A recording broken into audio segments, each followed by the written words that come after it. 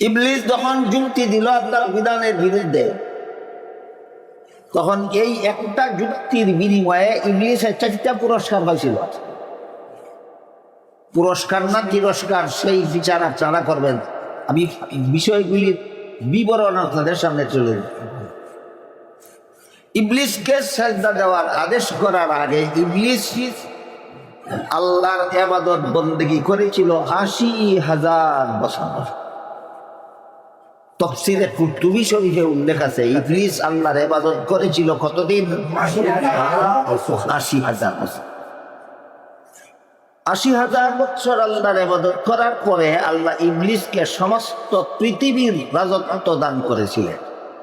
কোন দেশের রাজত্ব? সমস্ত পৃথিবীর রাজত্ব দান করেছিলেন। জান্নাতে বসবাস করার সুযোগ দান করেছিলেন। সমস্ত পৃথিবীর রাজত্ব করত আর জান্নাতে বসবাস করত।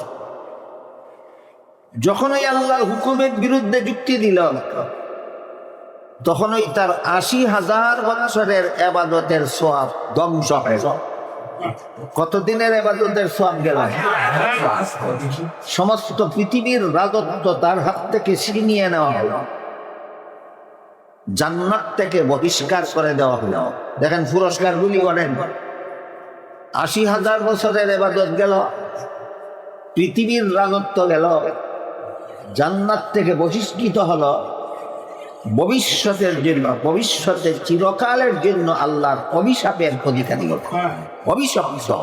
আল্লাহ বলেন উখরুজ মিনহা ফাইন্নাকা রাজিম, জান্নাত থেকে বের হয়ে যা, তুই চিরকালের জন্য অভিশপ্ত। কতদিনের জন্য অভিশপ্ত? একটা যুক্তির কটা পুরস্কার?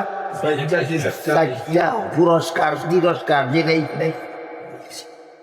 এই কাহিনীটা আল্লাহ কোরআনের শুরু থেকে শেষ পর্যন্ত বারবার বারবার বারবার বলেন কেন? সর্বযুগের মানুষ শয়তান আর জিন শয়তানদেরকে সতর্ক করার জন্য। আল্লাহর বিধানের বিরুদ্ধে যুক্তি দিবে, তর্ক ফালেও 4 পুরস্কার থাকবে।